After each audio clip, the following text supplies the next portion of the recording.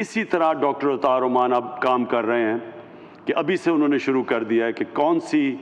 Quality की, एक तो ऑस्ट्रियन यूनिवर्सिटीज़ हैं, कौन सी क्वालिटी अप्लाइड साइंसेज की और टेक्नोलॉजी की यूनिवर्सिटीज़ जिससे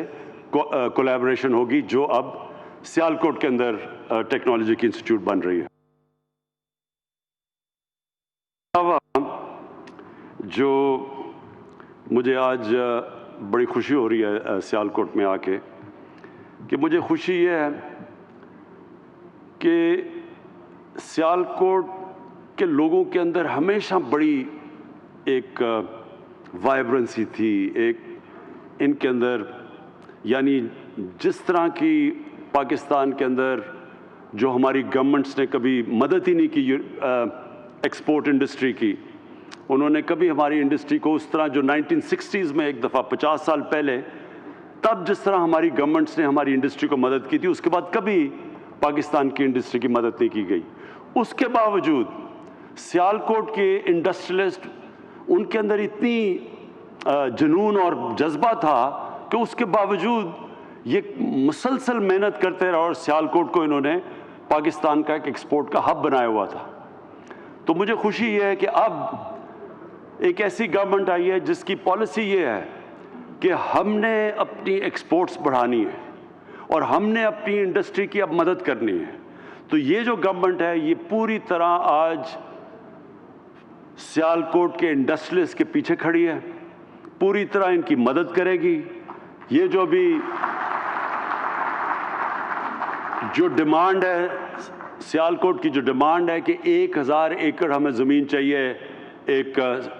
इंडस्ट्रियल जोन के लिए, एक स्पेशल इकोनॉमिक जोन के लिए, और ये चीफ मिनिस्टर और मैं भी डिस्कस कर रहे हैं कि हम इंशाअल्लाह सियालकोट की, मैं बिज़नेस कम्युनिटी को ये पूरी एश्योरिटी देता हूँ कि हम आप अब पूरा जोर लगाएंगे इस इंडस्ट्रियल एस्टेट बनाने में, ताकि एक ऐसा हब बन जाए जिधर पूरी एक ही जगह के ऊपर सारी फैसिलिटीज़ मिल जाएं आपकी इंडस्ट्री को, बजाय जो इस तरह फैली हुई है चारों तरफ। सियालकोट की जो इंडस्ट्री है वो हर जगह फैली हुई है। इस तरह जब इंडस्ट्री इस तरह फैली होती है तो उसकी मदद भी करना मुश्किल होता है, और प्लस वो जो शहरी होते हैं उनके लिए भी मुश्किलें पड़ती हैं। उनको ये जो सीवरेज और गंदगी और ये सारा, ये बड़ा मुश्किल होता है कि इंडस्ट्री रेजिडेंशियल एरिया के अंदर शुरू हो जाए। तो ये बड़ा अच्छा तजवीज़ है सियालकोट के इंडस्ट्रियलिस्ट की, कि वो ये चाहते हैं कि 1000 एकड़ के ऊपर एक स्पेशल इकोनॉमिक जोन बने, इंडस्ट्रियल जोन बने, जो केटर करे सिर्फ सियालकोट नहीं, बल्कि जो ट्रायंगल है पूरी गुजरांवाला, सियालकोट, गुजरात और वज़ीराबाद, ये सारा वो एरिया है जिधर स्मॉल और मीडियम इंडस्ट्री की हम मदद कर सकते हैं। और वो स्मॉल और मीडियम इंडस्ट्री सारी दुनिया के अंदर सबसे ज़्यादा रोज़गार इधर से देते हैं। और जिस तरह भी उस्मान डार ने जो कामयाब जवान प्रोग्राम लॉन्च किया, इसका मकसद ही ये है कि हम, जिस तरह हमने अभी ये नौजवानों को कर्ज़े दिए,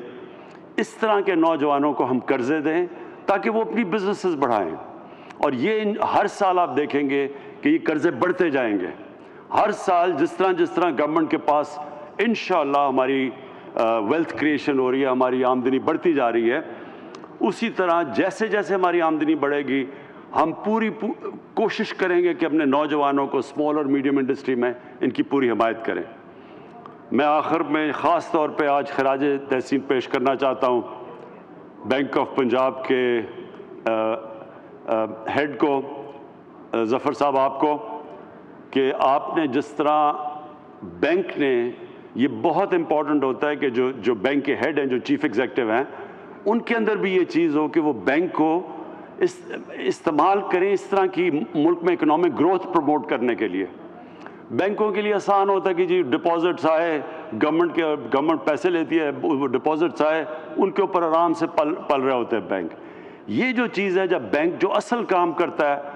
एक माशरे में इकोनॉमिक ग्रोथ बढ़ाने के लिए, ये जो आप इनिशिएटिव ले रहे हैं, मैं बैंक ऑफ पंजाब को ख़ास तौर पे आज सिंगल आउट करना चाहता हूँ, क्योंकि उन्होंने कामयाब जवान में भी मदद कर रहे हैं। और जो नया पाकिस्तान हाउसिंग है, जो पहली दफ़ा पाकिस्तान में एक तनख्वाहदार, एक मज़दूर, एक वो तबका जो कि जिसके पास कैश नहीं है अपना घर बनाने के लिए,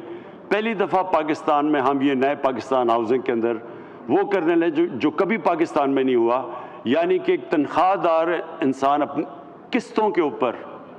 जो कि वो पैसा खर्च करता था किराए देने पे, वही पैसा अगर वो किस्तें देगा तो वो अपना घर ले सकता है।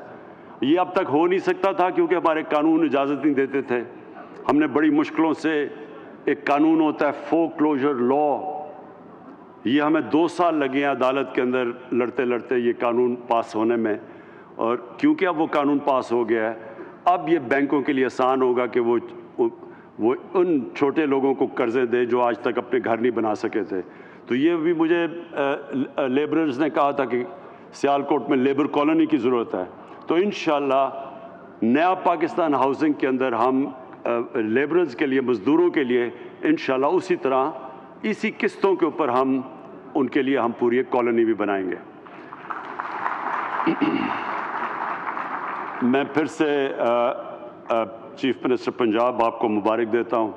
ये जो आपने आज पैकेज अनाउंस किया है इसका सियालकोट का शहर के ठीक करने के लिए, और दूसरा ये जो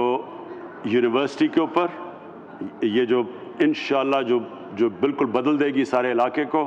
और उसके अलावा ये जो 1000 एकड़ के ऊपर जो आज हम इंशाअल्लाह आपस में डिस्कस करके एक इंडस्ट्रियल एस्टेट के लिए आपके लिए पूरी वो ज़मीन तैयार करेंगे और आपको इंडस्ट्रियलिस्ट को एक मौका देंगे कि ऐसी जगह के ऊपर वो बने ताकि ये तीनों, ये जो सारा हब है, ये जो ट्रायंगल है, इसके अंदर सारे इन तीनों चारों शहरों के लिए एक इंडस्ट्रियल एस्टेट बन जाए। बहुत बहुत शुक्रिया। सियालकोट में वज़ीर-ए-आज़म इमरान खान का कामयाब